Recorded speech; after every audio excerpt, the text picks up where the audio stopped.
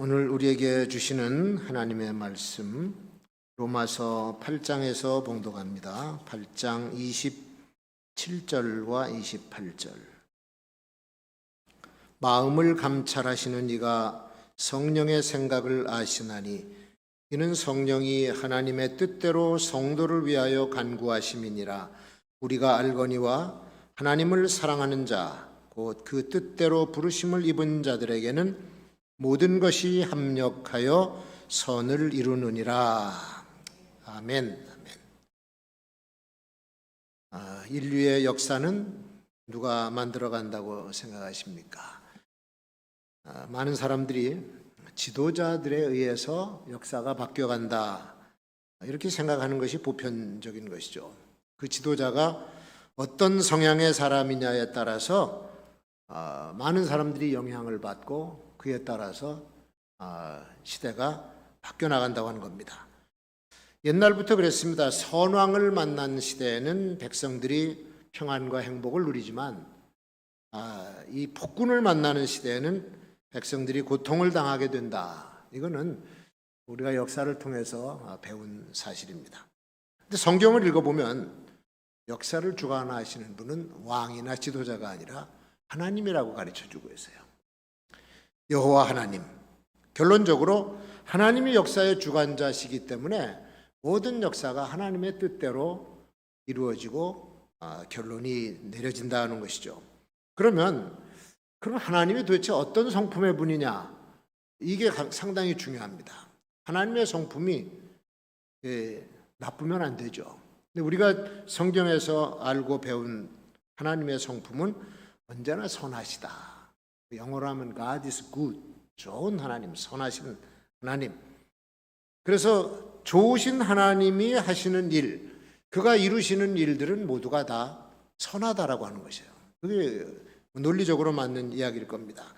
좋으신 하나님께서 계획하시는 일은 다 좋은 것이고 그 좋으신 하나님이 일하는 방법은 모두가 다 좋은 방법이다. 사람이 하는 것도 마찬가지입니다. 심성이 착한 사람이 하는 생각 또 일하는 모든 것은 선한 것으로 나타나지만 그래서 이런 사람들은 남이 좋아하고 행복해하는 것을 좋아하고 그 일을 한 것에 대해서 보람을 느끼고 그럽니다. 그러나 심보가 고약한 사람은 생각하고 행하는 모든 것들이 남을 배려하지 않아요. 남을 괴롭히고 또 못 살게 하면서 자기 목적만 달성하면 되지 다른 사람은 배려를 안 합니다. 잘못을 해도 자기 잘못을 인정을 안 하고 남한테 전가를 시키든지 오리발을 내밀든지 그런 짓들을 하는 거죠. 이 모든 사람이 아픔과 고통을 당해도 자기의 유익만 얻으면 된다. 이것이 악한 사람의 심성입니다. 이제 그런 사람들이 만들어내는 결과는 뻔한 거예요. 선한 지도자가 선한 역사를 만들어 놨습니다. 그러면 바로 뒤어서 악한 지도자가 뒤집어엎고 악한 역사를 만들어 버린 것도 옛날이나 지금이나 같은 것이라고 생각해요. 우리나라 역사에도 왕에 따라서 이런 일들이 벌어지지 않았습니까?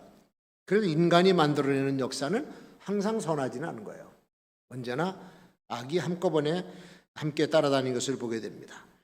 자, 하나님은 선하시다. 이것이 보편적인 진리인데 이 하나님의 선하심은 정적인 선함이 아니에요.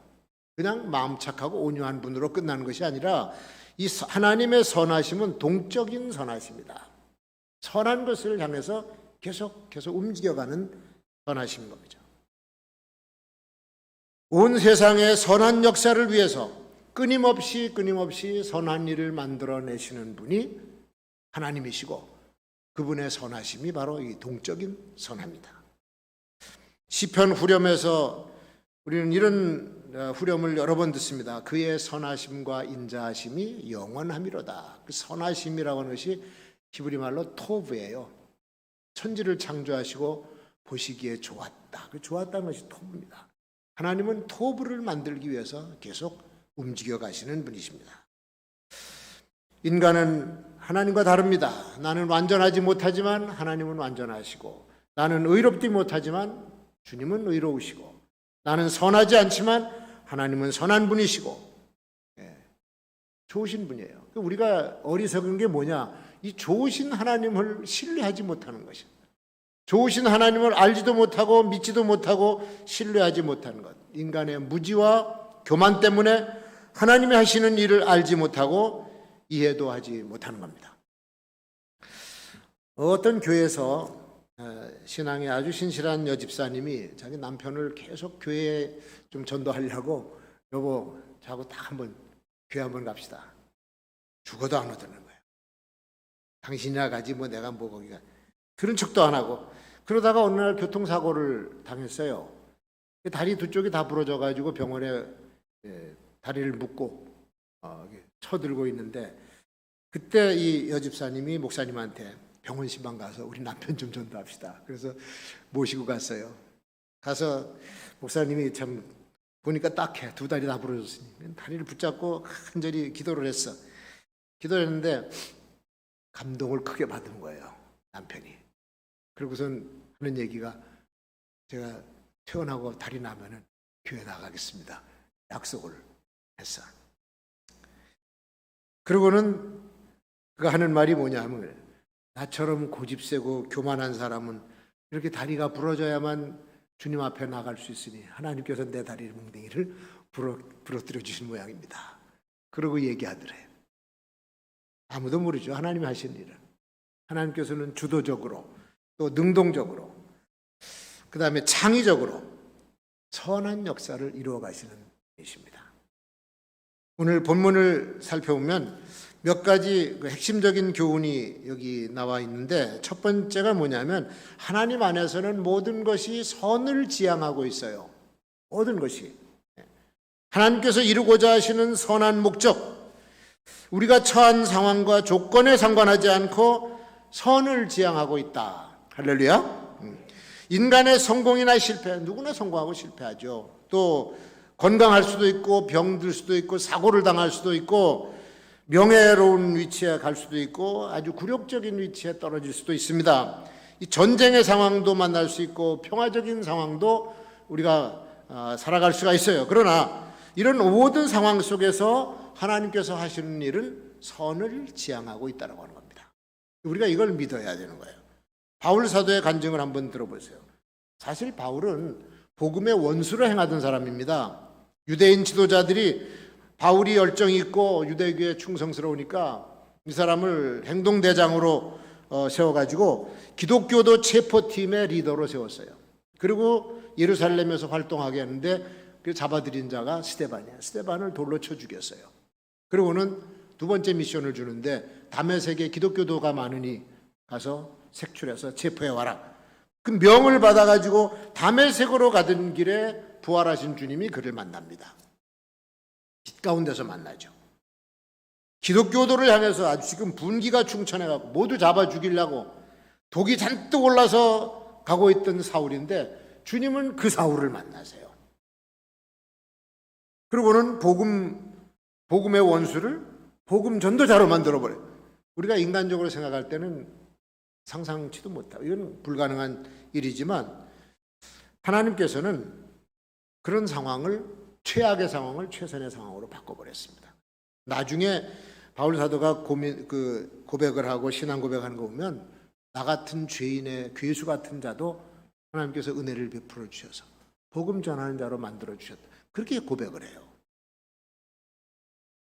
이 하나님의 역사가 바로 그거예요. 최악의 조건을 최선의 결과로 만들어내시는 분이다. 제가 몇 년 전에 만났던 장로님이 자기 간증집을 주는데 제목이 뭐냐면 하나님은 못 바꾸실 인간이 없다. 사람이 없다. 그런 책이었어요. 고치지 못할 사람이 없다는 것.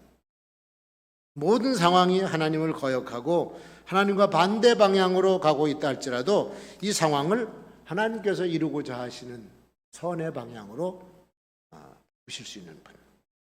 그래서 우리가 아무리 힘들고 어려운 일이 닥쳐도 하나님 왜 하필이면 이런 일이 내게 닥쳤습니까? 원망할 필요가 없다는 얘기죠. 왜 이렇게 어렵고 힘든 상황이 우리나라에 임했습니까? 그렇게 말하지 말라는 거예요. 우리에게 닥친 힘들고 고달픈 일들이 하나님 앞에서는 얼마든지 선으로 지향할 수가 있다. 그런 생각을 하는 것이 건강한 신앙인의 생각입니다. 엊그제 제가 이태리에서 목회하고 선교하고 은퇴하신 목사님을 만나서 그분의 얘기를 듣다가 은혜를 크게 받았어요. 감동받았습니다. 원래 인천에서 부목사로 한 10년 동안 일하시다가 수서지방에 한 400~500명 모이는 큰 교회가 나서 이제 담임 목사로 오라 그러니까 기도하러 가겠다고 기도원에 올라갔다 그래요. 근데 기도를 영 안 되더래. 기도가 월요일부터 들어가서 기도했는데 영 안 돼가지고 참 기도가 안 돼서 그냥 들어와서 잠만 자다가 내려와서 소식을 들으니까 자기를 오라고 했던 그 교회 원래 담임 목사님이 다른 데로 이태리로 가려고 그랬었대요. 그런데 계획을 다 취소하고 안 간다고. 그래서 그냥 그 교회에 계시게 된 거예요. 그러니까 교회 부임을 못 하게 된 겁니다. 그래서 참 이런 일이 있어서 기도가 안 됐구나. 그리고 저녁 때 사모님한테 여보 우리가 이태리로 가면 어떨까? 그렇게 얘기하니까 사모님이 그러시더래. 당신이 간다 그러면 내가 따라갈게. 그래서 그 이튿날 바로 그 이튿날 담임 목사님한테 얘기해서 제가 이태리 선교사로 우리가 가겠습니다. 그래서 총회 선교국에서 선교비를 마련해서 2,000불을 마련해줘서 이제 뭐 비행기표 끊고 이 모든 수속이 아주 신속하게 이루어져서 한 주간 만인가 그냥 가게 됐다는 겁니다. 뭐 가서 보니까 정말 사고 묻히는 땅이죠.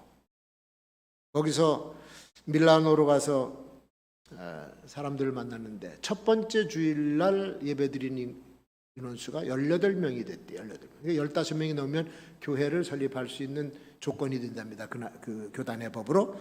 그래서 바로 그날 저녁에 우리 교회 설립 예배를 드립시다. 그래서 설립을 했어요. 그래서 총회를 하고 설립 예배를 드리고 교회 이름을 뭘로 할까요? 그러니까 찬양의 교회. 그래서 찬양의 교회 이름까지 붙여서 밀라노에 세워진 찬양의 교회 설립 멤버들이 서울대 음대 나온 사람들 다들. 그리고 얼마 지나지 않아서 교회가 부흥을 하고 자립을 하게 되고 보니까 밀라노에 한국 사람보다 일본 사람들이 더 많이 와서 일을 하고 있는 걸 보고 일본 선교를 시작해서 일본 사역자를 지원하면서 일본 선교까지 하고 2달 전에 사임을 하고 은퇴를 하고 원로 추대를 받고 그리고는 한국에 서너 달 나왔다가 이제 우리를 만나서 그 얘기를 한 겁니다. 긴 얘기를 다 줄여서 그렇게 했습니다만은 처음에 가려고 했던 교회를 못 간 것은 실망스러운 상황이죠. 정말 낙심될 만한 상황인데 하나님께서는 그 길을 인도하셔서 최선의 역사를 이루어 주세요. 유럽 전 지역에서 유학생들을 모아놓고 집회를 할 수 있는 코스타에 기획을 하게 되고 그 일을 진행한 분들이 바로 이분들입니다. 이태리, 프랑스에서 사역하고 있는 분들. 귀한 사역을 하고서 엄청난 사역을 했죠. 국내에서 하는 것보다 아마 더 큰 사역을 했으리라고 봐요. 하나님께서 하시는 일은 최선의 방법으로 인도해 주시는 분이다. 우리가 당하는 모든 것이 하나님의 선을 지향하고 있다. 이걸 우리는 믿음으로 받아들여야 될 줄로 믿습니다. 그리고 두 번째 교훈이 뭐냐면 하나님이 부르시고 사랑하는 사람들에게는 모든 것이 합력해서 선을 이루신다. 하나님께서 합력해서 선을 이루시는 일을 하세요. 우리가 당하는 일들이 다 좋아 보이지 않습니다. 햇빛이 비치게 하는 날이 있는가 하면 어둠과 폭우가 쏟아진 날도 있고 순풍이 부는가 하면 역풍도 불어오고 의로운 일만 일어납니까? 범죄도 일어나죠. 기쁜 일도 생기고 슬픈 일도 생기고 사업하다 보면 이익을 얻을 때도 있고 손해를 막대하게 입을 때도 있습니다. 어떤 경우든지 이렇게 좋은 것과 나쁜 것이 공존하고 있는 것이 우리가 살아가고 있는 세상이죠. 지금 우리 엄청난 폭염으로 사람들이 헉헉대면서 지냅니다. 금년에는 비도 잘 내리지 않는 이 마른 장마가 오고서 지금 가고 있어요. 머지않아서 이제 또 태평양에서 불어오는 태풍을 만나게 될 겁니다. 폭우가 쏟아지고 산사태가 날지도 모르죠. 이 태평양에서 부는 건 태풍이라고 그러고, 인도양 쪽에서는 사이클론이 불고, 대서양 쪽에서는 허리케인이 불어오면서 미국 남부를 강타하고 서부를 강타하죠. 뭐 물이 범람하고 가옥이 침수되고 무너지고 나무도 부러지고 사람도 죽고 이재민이 생기고, 야, 그러니 이 태풍 불지 않았으면 얼마나 좋을까. 그러나 태풍과 허리케인이 없으면 바다가 살아나질 않고 바다가 생동력을 잃고 맙니다. 고요한 바다는 죽은 바다라는 거예요. 이걸 뒤집어 놔야 산소가 공급되고 어족 자원이 풍성해지는 거예요. 태풍도 불어야 되는 겁니다. 폭염이 고통스럽지만 날이 뜨거워야 농사가 잘 돼서 풍작을 거두게 되고, 비가 적게 내린다고 그러지만 비가 적게 내리면 과일의 당도가 높아져서 과일이 맛있어져요. 겨울에는 날이 맹추위가 와야 병충해도 죽고 나무도 단단해지고, 그러니까 평안과 시련은 언제나 공존하고 이게 같이 가야 되는 거예요. 평안만 구해서도 안 됩니다. 보통 어머니들이 자녀들을 위해서 기도할 때 하나님 우리 아들 앞날에 형통한 일만 생기게 해주시고 위험은 다 피해가게 해주시고 그렇게 기도합니다. 그렇게 하고 싶죠. 자녀가 그렇게 되는 거 다 어느 부모나 원하지 않는 부모가 어디 있습니까? 그러나 그것도 옳은 기도는 아니야. 주님, 내 자녀에게 시련이 닥칠지 모르지만 시련이 닥쳐도 그 시련을 이겨낼 수 있는 용기도 주시고 능력도 주셔서 강한 자녀로 삼아 주옵소서. 그것도 기도 제목이에요.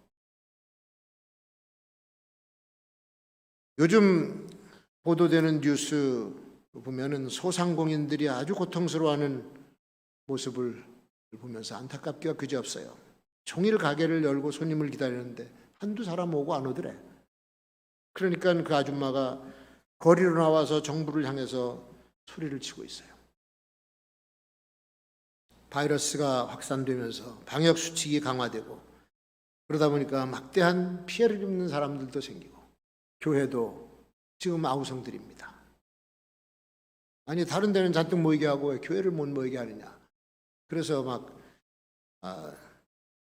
법원에다가 억울함을 호소하고 그런 일도 지금 생기고 있습니다. 1인 시위도 하고 뭐 정부가 홍보 잘못했다, 백신 보급에서 차질을 빚었다, 뭐 책임이 정부에 있다라고 하지만 또 국민들이 수칙을 어겨서 감염자가 늘어났다, 서로 공 떠넘기기 하는 그런 모습이죠. 이런 것 계속 보기가 피곤할 지경이에요. 사람들 가운데는 거짓 뉴스를 만들어내는 사람도 많고 그것 가지고 또 서로 대립해서 싸우고 누가 옳은지 도대체 모르겠네. 요즘 우리가 자연 환경이 다 파괴됐습니다. 기후도 이상기후로 고통을 겪고 있습니다. 우리 사회 환경도 그래요. 사회 환경이나 사람들의 심리 상태도 이상기후처럼 이상징후가 나타나고 있어요. 그렇다면 이런 나쁜 상황과 고통스러운 환경도 하나님의 부름을 받고 그분의 사랑을 받는 사람들에게는 다 합력해서 선을 이루어 주시는가? 성경은 선을 이루어 주신다거든. 하나님께서 하시는 일은 평화의 때에도 성취가 되고 전쟁의 때에도 일이 성취가 돼요. 우리가 흔히 형통하다 그러면 나 살고 있는 이 시대에, 바로 나 살고 있는 이 지역에 여기서 합력해서 선을 이루어줘야 지는 것만 선인 줄 알아. 나에게만 선이 되면 다 선인 줄 알아요. 근데 그게 그렇게 맞춤 서비스가 아닙니다. 하나님께서는 내가 살아있는 그 시대, 내가 사는 그 지역에만 선을 이루어주신 분이 아니라 내 자녀들의 시대도 보고 계시고 나의 손주들의 시대도 보고 계신다 그런 얘기예요. 범위가, 선을 이루시는 범위가 우리 생각보다 훨씬 크고 넓어요. 우리 선친들의 시대에는 압박의 시대였습니다. 일제의 압제를 받았고 전쟁을 경험해서 참상을 겪었습니다. 모든 것이 다 파괴되고 부모들이 죽어나가니까 거리에서 울고 있는 고아들이 얼마나 많은지 몰라. 그래서 고아원이 세워지고 그랬잖아요. 그런 나라, 그런 사회를 일으켜서 오늘의 세계 경제 10대국에 지금 선진국으로 들어가 이태리를 제껴버렸습니다.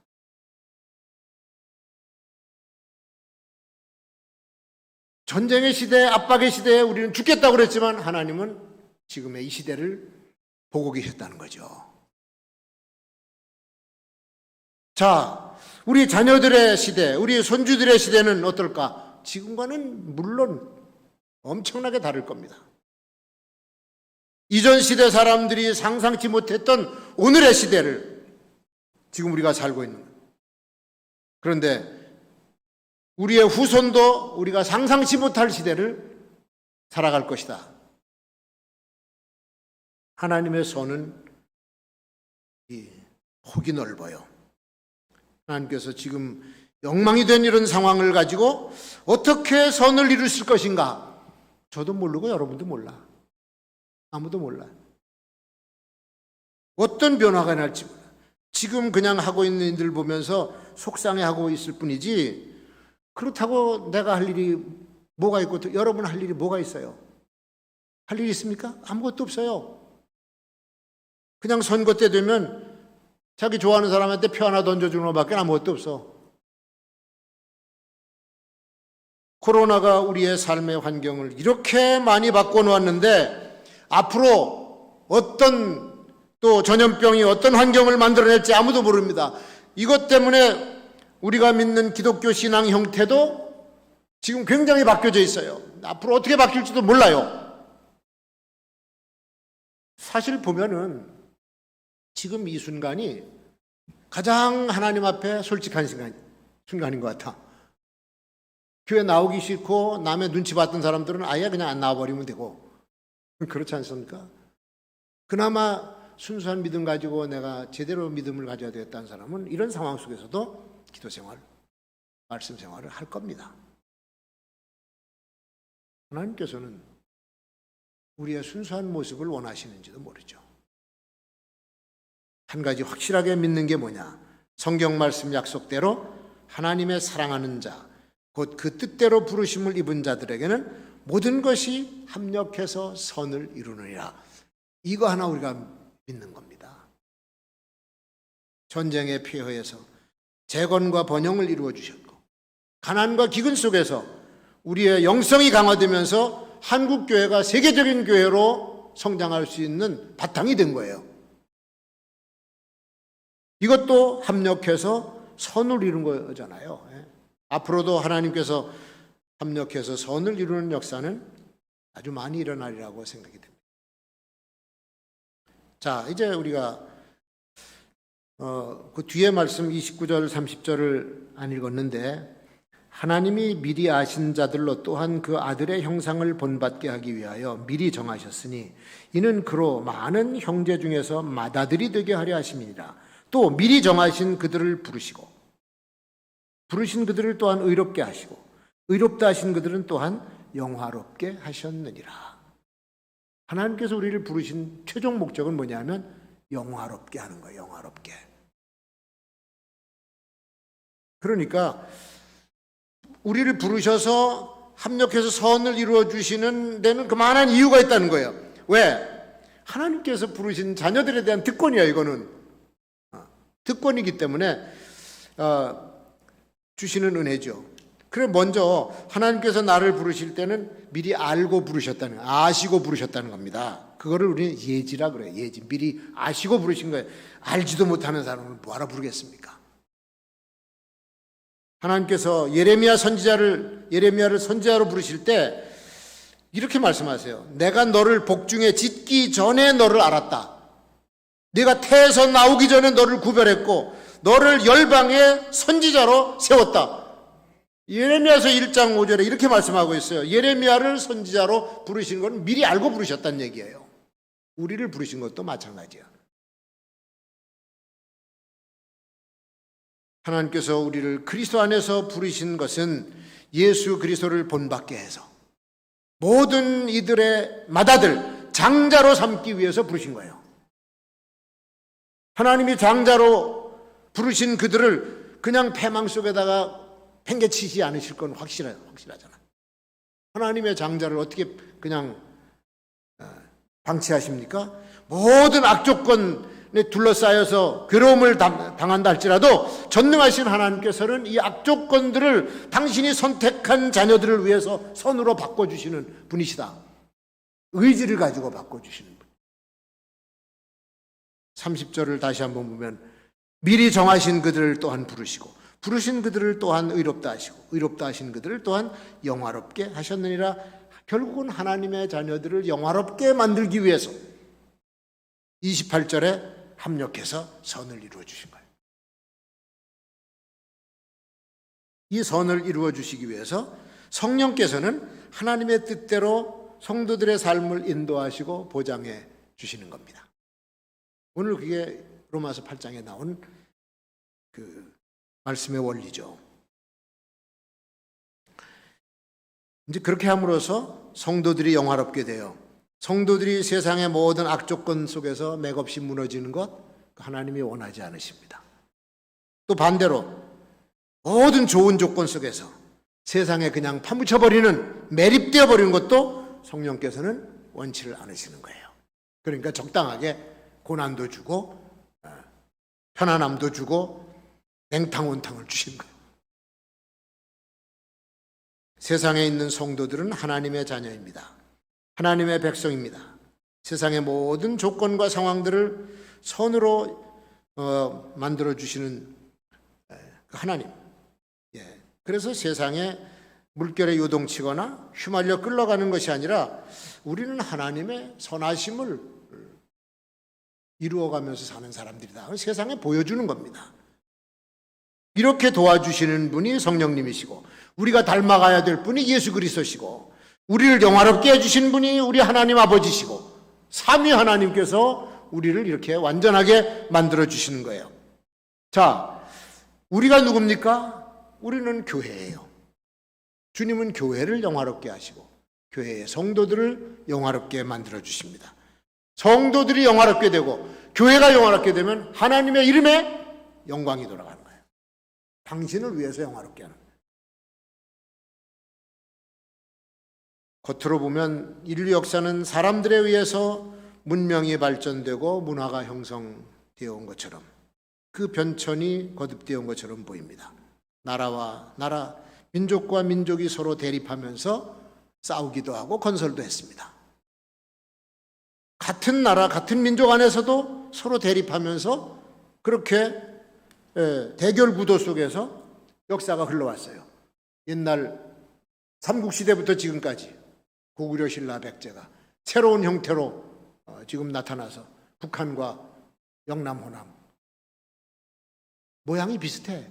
대립구도예요. 대립구도. 지금도 세계 역사는 대립구도 속에서 흘러가고 있습니다. 자유민주주의와 공산사회주의, 동양의 문명과 서양의 문명, 기독교 문화와 이슬람의 문화, 힌두교, 불교 서로 대립하고 충돌하면서 지금도 흘러가고 있습니다. 그런데 보니까 모두가 자기가 서 있는 것이 바른 곳이라는 거예요. 자기가 가진 신념이 옳은 것이고 상대방의 신념은 잘못된 것이다 라고 소리치는 게 그게 갈등이지 뭐예요. 이렇게 서로 자기 주장하고 논쟁하고 갈등하고 하다가 안 되면 그 다음엔 뭐가 나오냐? 주먹이 나오지. 그래서 싸움이 일어나는 거예요. 요즘 SNS 들어가 보면요, 공방전이 재밌어. 그 속에서 하나님의 자녀들도 살아가. 하나님의 자녀들도 그 가운데 살아가고 있어요. 근데 하나님의 자녀들 사이에도, 성도들 사이에도 주장하는 것이 또 서로 달라. 자기들이 따르는 것이 원칙이라는 거예요. 어저께 제헌절 아닙니까? 제헌절은 뭡니까? 법을 만들어 놓고 법 지키자는 날이 제헌절 아니에요? 법을 만들고 지키는 것도 시대에 따라서 바뀌어, 이게. 시대에 따라서 달라요. 필요에 따라서 새 법이 제정되어 나오기도 합니다. 어느 날 갑자기 법이 싹 바뀌고 보니까 멀쩡한 사람이 죄인처럼 되더라고. 그리고는 처지가 뒤바뀌어 놓으니까 도대체 뭐가 뭔지 아주 황당하고 당황스럽고 혼란스럽기가 짝이 없어요. 그러나 우리 하나님의 자녀가 확실하게 믿고 신뢰하는 것은 뭐냐? 부르심을 입은 우리들에게는 영원한 진리로 다스리는 분이 계시고 그분이 그 진리로 주관하시는 분이 함께 계시다고 하는 거예요. 하나님께서 우리가 처한 상황을 가지고 선한 역사를 이루어 가신다라고 하는 사실을 확실히 믿으시고 끝까지 이런 상황 속에서도 여호와 하나님만을 의지하고 살아가시는 성도들이 되시기를 주의 이름으로 축원합니다.